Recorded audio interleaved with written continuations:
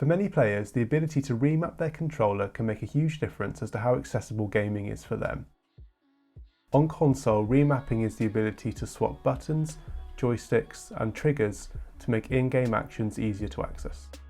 For instance, if someone is finding a particular button difficult to reach, press, or hold, then being able to swap that button out for another can make the difference between being able to play a particular game or not.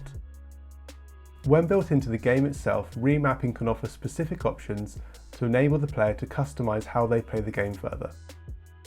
For example, allowing the player to create different mapping for different contexts, such as whether they are on foot or in a vehicle. This could mean that you have a specific custom control scheme for that particular game and for the different contexts within it.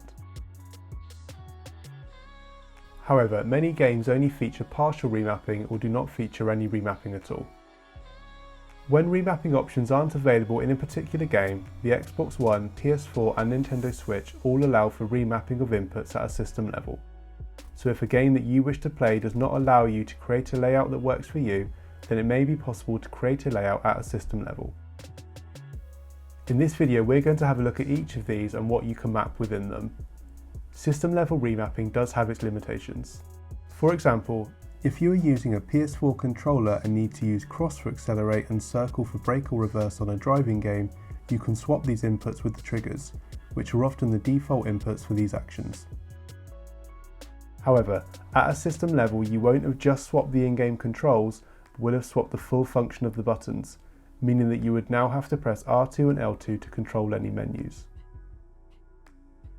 It is also worth noting that using system level remapping means that the game is unaware that you have remapped the controller, so any on-screen prompts will remain as standard.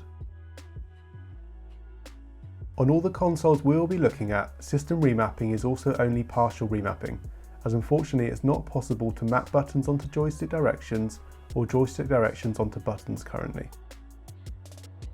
However, even with these limitations, it's worth noting that system level remapping can make a game more accessible for you if a game that you wish to play does not have its own remapping options.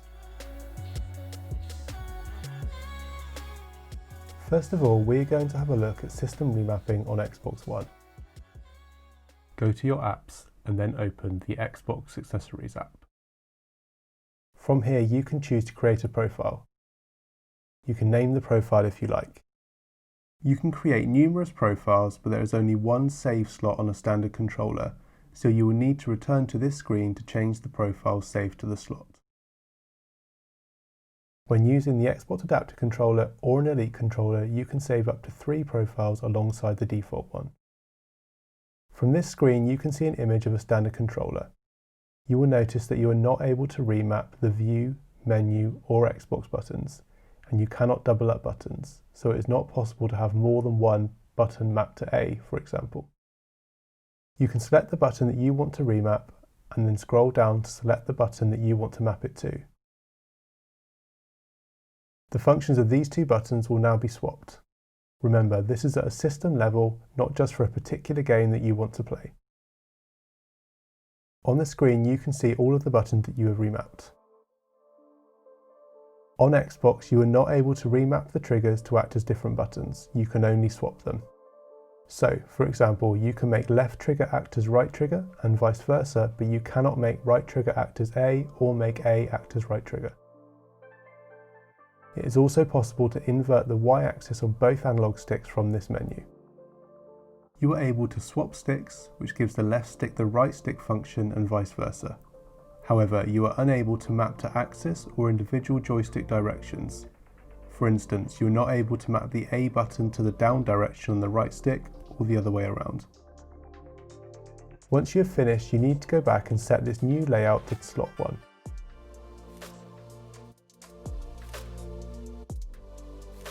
To remap controls on the Nintendo Switch, first go to System Settings, then go down to Controllers and Sensors and across to Change Button Mapping. Here you can map controls for Joy-Cons and also Pro controllers. Remapping may also work for other controllers, providing the Switch picks it up as a Pro controller. You are also able to remap the buttons on the Switch Lite console. Go to Change and you can select which button you would like to remap.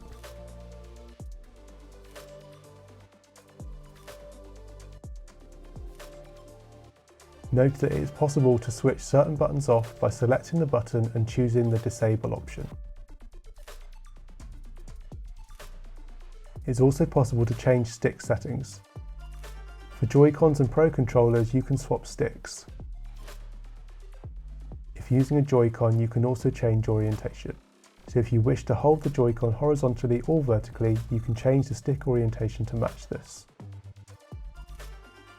You cannot remap or turn off the home, power, volume or sync buttons, but it is possible to have more than one button acting as the home button, which could be helpful if there is another button that is easier for you to reach. Once you have created a layout that you are happy with, just go across and select Done. From here, you can choose to make some more changes, reset the controller layout back to default, or save it as a preset. Before looking at saving as a preset, we'll have a quick look at remapping the Pro controller. Just select your controller and go to Change. Now you can pick which buttons you wish to swap.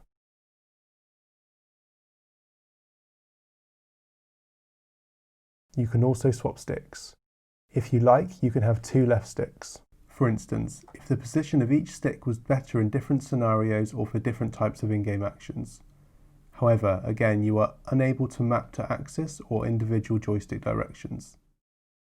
You can also double up other buttons, such as by making almost every button act as A, which could be useful if the position of a particular input was more accessible in a particular scenario or for a particular in-game action. You do always need at least one button acting as A and one acting as B in order to be able to control system menus.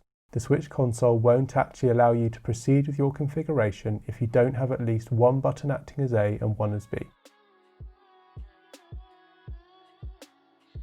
You can save up to 5 different presets, so you could in theory have 5 different presets to cover different situations within one game, or 5 different presets for 5 different games. You will need to return to this screen to load one of your preset button mappings. To remap a PS4 controller, go to Settings and scroll down to Accessibility.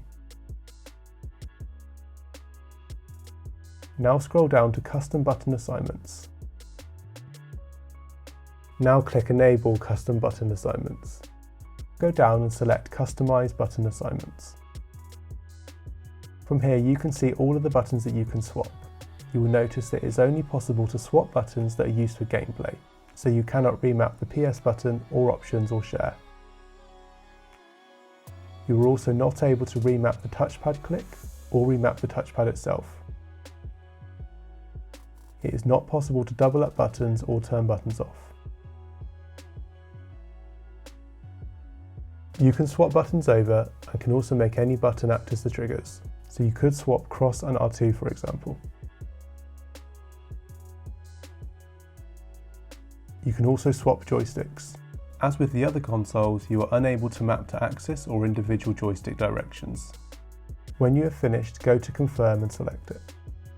You can only create one profile and, consequently, will need to edit the button mapping screen each time you want to change your layout. You can't save more than one profile. Another remapping option that we use at Special Effect is to use an adapter such as a Titan 2. An adapter could make it possible to remap your controller to a greater extent than most games or system level remapping allow. This can potentially enable you to overcome some of the problems caused by many games not featuring remapping options and also some of the limitations of system level remapping. You can also use different mapping profiles which could be switched between manually when in different contexts or games. For more information on this device, search the GameAccess site using the Titan 2 tag. Many thanks for watching this video. If there's anything that we can do to help make gaming more accessible for you, then please do get in touch.